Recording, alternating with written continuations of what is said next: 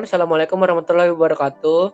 Di sini kami akan menjelaskan tentang paper yang telah kami buat, yaitu penerapan metode Kanner-Steiger dalam memprediksi ketahanan hidup manusia saat peristiwa Titanic. Dengan saya sendiri, Muhammad Fadil Muda, dan teman saya Daniel Lamhot, Irham, dan juga Gabriel Britania. Berikutnya akan dijelaskan oleh Daniel Lamhot. Untuk waktu dan tempat kami persilakan. Kapal Titanic adalah kapal terbesar dan termewah pada zaman kala itu, yaitu pada tahun 1910-an. Kapal Titanic dibangun pada tahun 1909 sampai dengan 1911 oleh Harland dan Wolff Shipyard di Belfast. Kapal Titanic akan berlayar mulai dari Southampton menuju New York, Amerika Serikat. Karena kapal Titanic adalah kapal yang terbesar dan diakui sebagai kapal terkuat di zamannya, maka kapal Titanic diberikan gelar sebagai kapal yang tidak akan pernah tenggelam. Tetapi pada kenyataannya, kapal Titanic dapat tenggelam di Samudra Atlantik Utara pada tanggal 15 April 1912.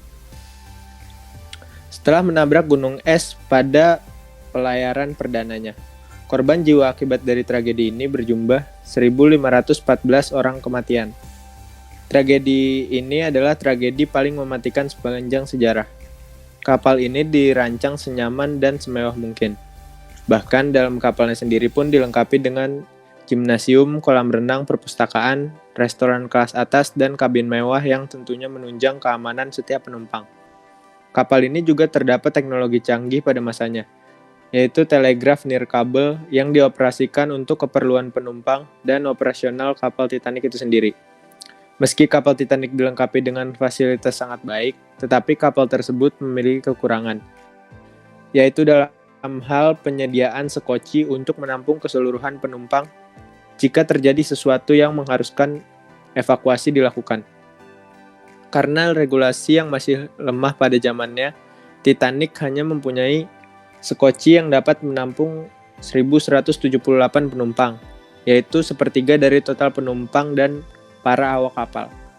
4 hari pasca pelayaran, kapal Titanic menabrak sebuah gunung es pada pukul 23.40 UTC 3. Selama 2,5 jam selanjutnya, kapal ini perlahan terisi air dan mulai tenggelam. Tenggelamnya kapal mengakibatkan seluruh penumpang harus bertahan hidup, mulai dari kalangan rendah, standar, hingga tertinggi. Harus bertahan hidup dengan kondisinya masing-masing.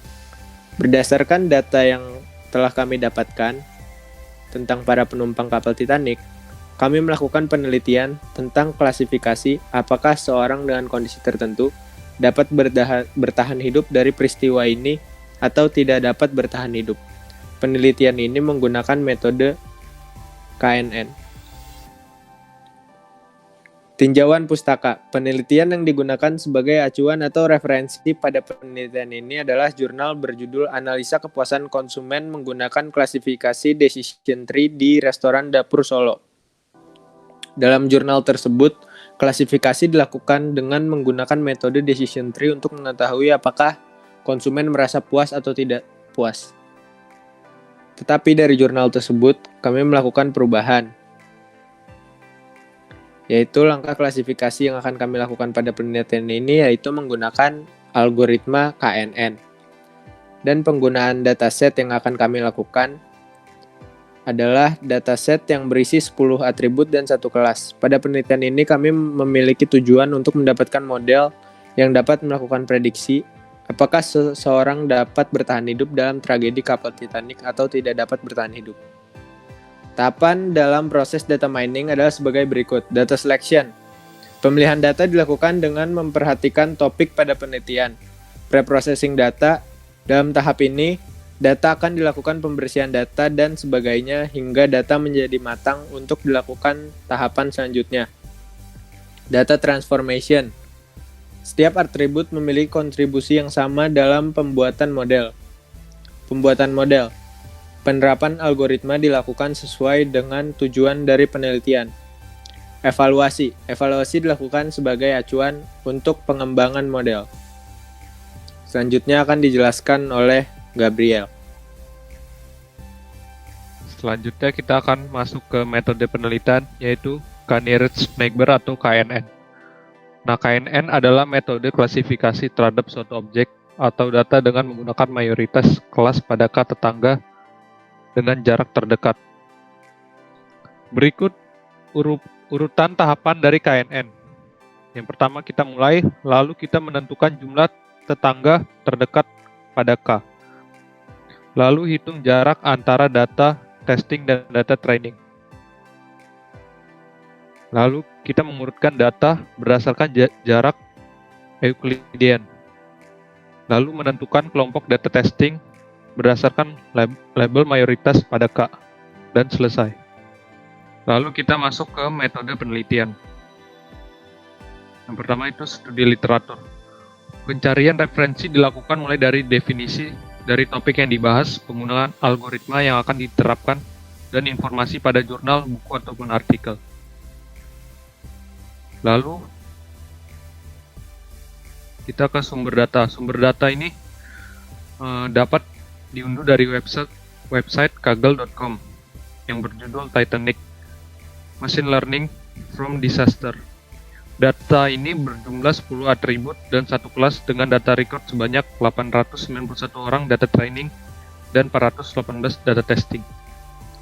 Setiap data diklasifikasikan ke dalam orang yang bertahan hidup dan tidak dapat bertahan hidup pada peristiwa kapal Titanic.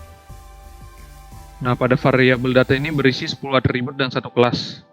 Kelas pada data ini bernama survival dengan definisi ketahanan hidup di mana nilai 0 berarti orang itu tidak dapat bertahan hidup dan nilai 1 berarti berhasil bertahan hidup.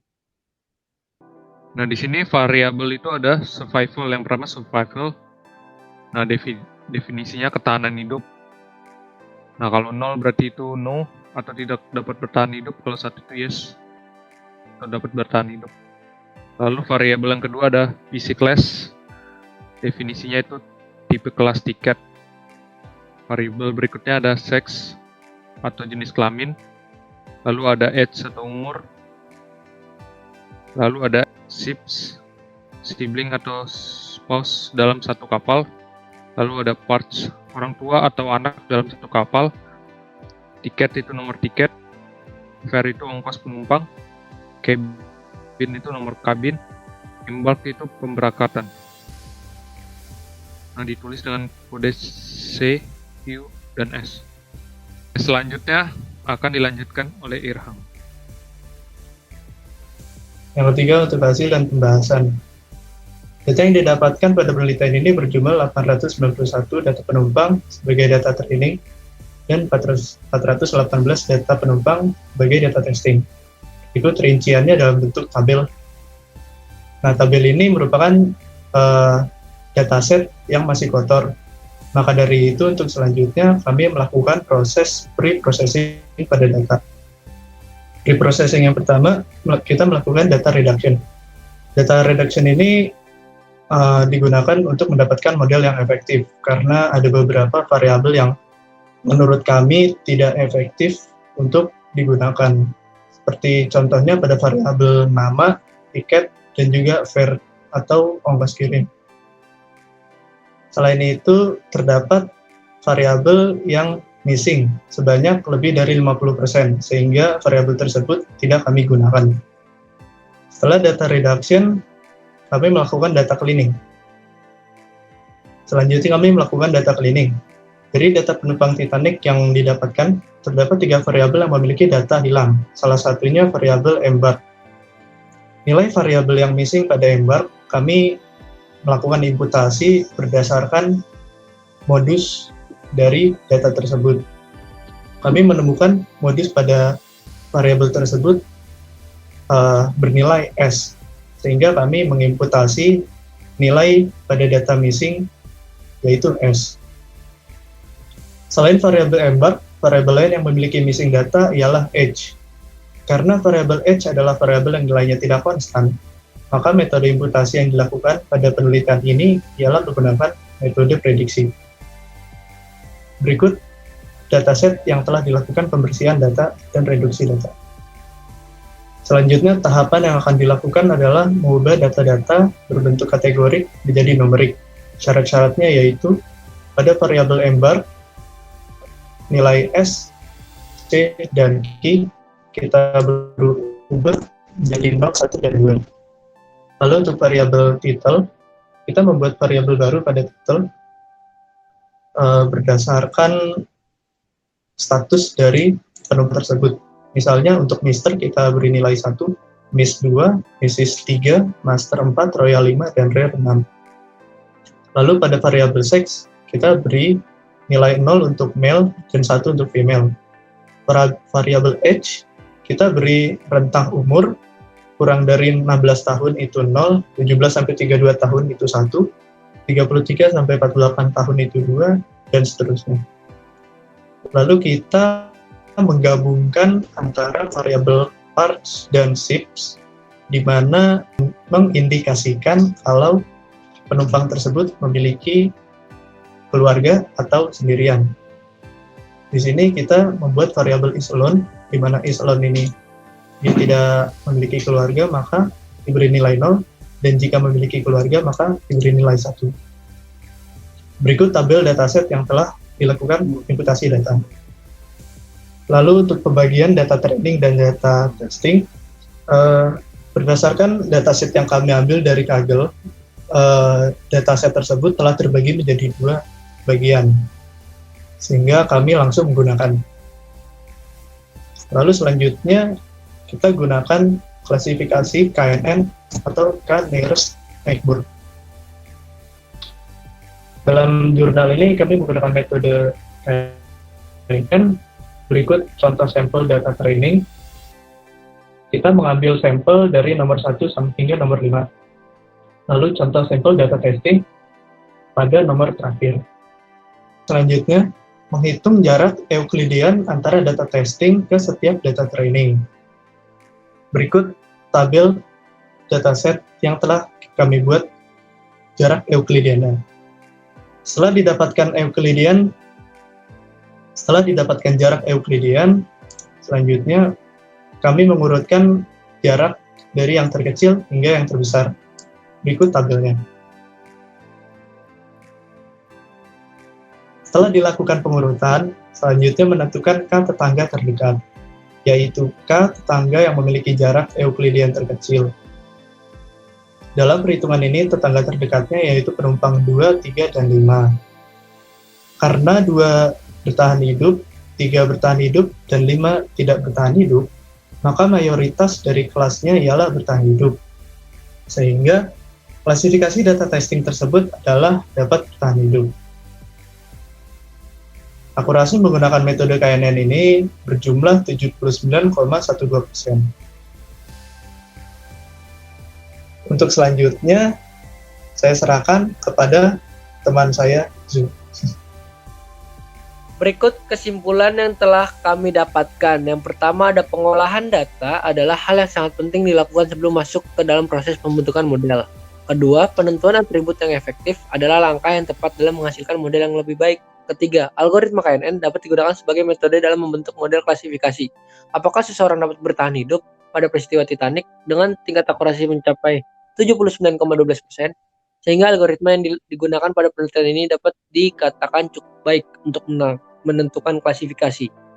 Saran, berdasarkan hasil penelitian dan kesimpulan yang telah disampaikan sebelumnya, penelitian lebih lanjut dapat menggunakan metode lain sebagai perbandingan metode yang saling optimal dalam menentukan klasifikasi apakah seseorang dapat hidup dalam peristiwa kapal Titanic. Berikut daftar pustaka yang kita ambil yaitu dari Kaggle.com, Wikipedia, dan Tribun News Wiki. Ada juga analisa kepuasan konsumen menggunakan klasifikasi Decision Tree di restoran Dapur Solo dan juga Decision Support System and Intelligence System. Sekian dari kelompok kami, kurang lebihnya mohon maaf. Wabillahi taufiq wal hidayah. Wassalamualaikum warahmatullahi wabarakatuh.